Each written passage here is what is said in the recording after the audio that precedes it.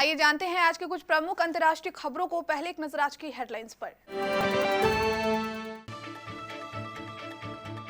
स्वदेशी वैक्सीन को लेकर राजनीति तेज, भारत बायोटेक का दावा 200% है सुरक्षित। अखिलेश यादव के विरोध में बहू अर्पणा यादव बोली, कोविड वैक्सीन को लेकर न हो राजनीति। यूपी में धर्मांतरण कानून के समर्थन में आए 224 पूर्व अफसर, योगी को पत्र लिख कहा सभी पर लागू करें। सर्किल इंस्पेक्टर पिता ने डीएसपी बेटी को किया सैल्यूट, सोशल मीडिया पर वायरल हो रही तस्वीर। बारिश कड़ाके की ठंड में किसान और पुलिस आमने सामने डटे, रेवाड़ी से दिल्ली कूच पर अड़े। यूपी में दर्दनाक हादसा, बोलेरो पर पलटा अनियंत्रित ट्रक, 4 लोगों की मौत।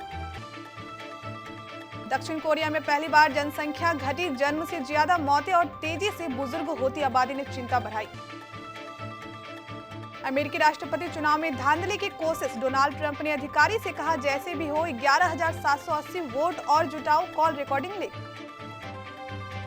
एफआईआर के बाद होटल में क्वारंटाइन हुए अरबाज और सोहेल खान। इंग्लैंड के allrounder Moeen Ali corona positive पाए गए, कल टीम के साथ पहुंचे थे श्रीलंका। कोरोना की रोकथाम के लिए कोवैक्सीन विकसित करने वाली कंपनी भारत बायोटेक के चेयरमैन और मैनेजिंग डायरेक्टर डॉक्टर कृष्णा इल्ला ने इसे 200% सुरक्षित बताया है।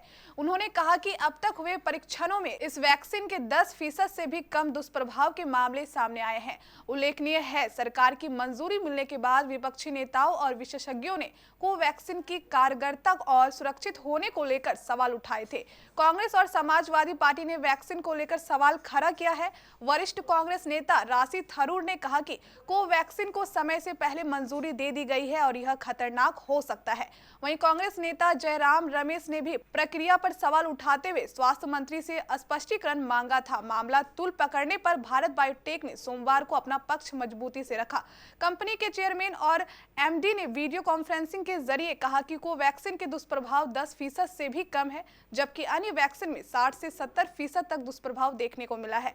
मैं आपको विश्वास दिलाता हूं कि यह वैक्सीन 200% सुरक्षित है।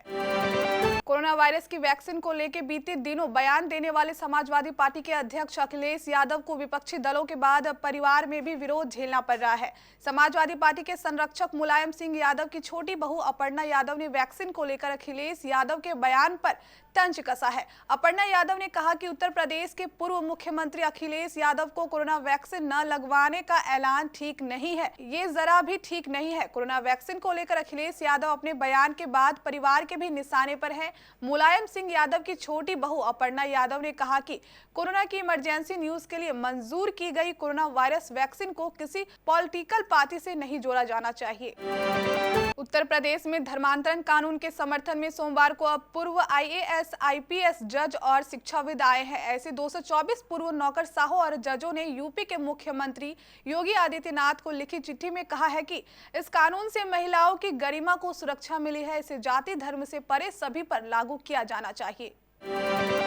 सभी माता पिता अपने बच्चों को खुश देखना और उनके सपने को पूरा होता देखना चाहते हैं। उनकी यही इच्छा होती है कि उनके बच्चे उनसे भी आगे जाए, उनसे भी बड़ा नाम कमाए। ऐसा होने पर गर्व की अनुभूति होती है। ऐसा ही एक वाकया देखने को मिला आंध्र प्रदेश में, जहां एक सर्किल इंस्पेक्टर पिता अपनी डीएसपी बेटी को सैल्यूट करते नजर आए।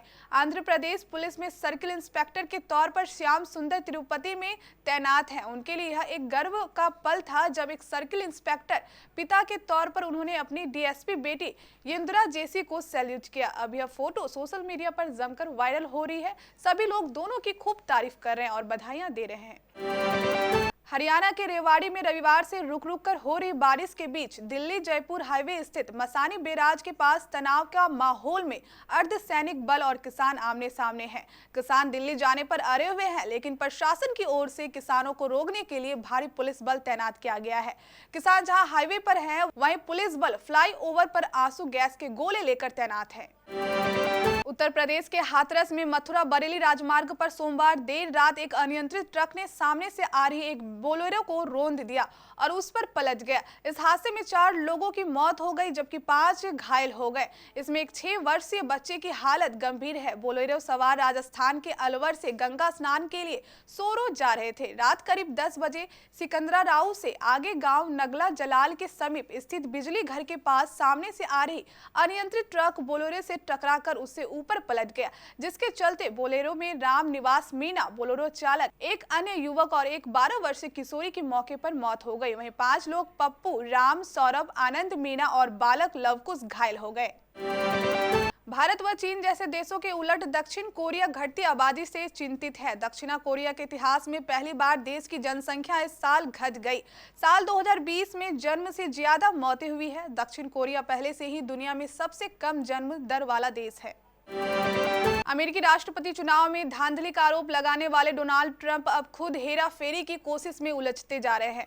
अमेरिका मीडिया में ट्रंप का एक फोन कॉल सामने आया है। इसमें वो जॉर्जिया के सेक्रेटरी ऑफ स्टेट ब्रैंड रेफेंस परगम से कह रहे हैं कि वे उनकी जीत के लिए जरूरी 11,780 अतिरिक्त वोटों का इंतजाम करें। सलमान खान के भाई अरबाज खान, सोहेल खान और सोहेल के बेटे निर्वाण खान के खिलाफ बीएमसी द्वारा जारी कोविड-19 के नियमों के उल्लंघन के बाद तीनों को मुंबई के बांद्रा स्थित ताज लैंड्स एंड होटल में क्वारंटाइन कर दिया गया। यह होटल अरबाज, सोहेल और निर्वाण के बांद्रा पाली हिल स्थित घरों से बेहद करीब है। उल्लेखनीय है कि तीनों ही पाली हिल में अलग अलग इमारतों में रहते हैं। श्रीलंका दौरे पर गई इंग्लैंड क्रिकेट टीम को बड़ा झटका लगा है। जानकारी के मुताबिक इंग्लैंड के spin allrounder Moeen Ali corona positive पाए गए हैं। मोइन कल ही टीम के साथ श्रीलंका पहुंचे थे। इंग्लैंड क्रिकेट बोर्ड ने खुद यह जानकारी दी। बता दें कि इस दौरे पर इंग्लैंड के 2 मैचों की टेस्ट सीरीज खेलनी है। इसके बाद इंग्लिश टीम भारत दौरे पर आएगी, जहां उसे 4 टेस्ट, 5 T20 और 3 मैचों की वनडे सीरीज खेलनी है।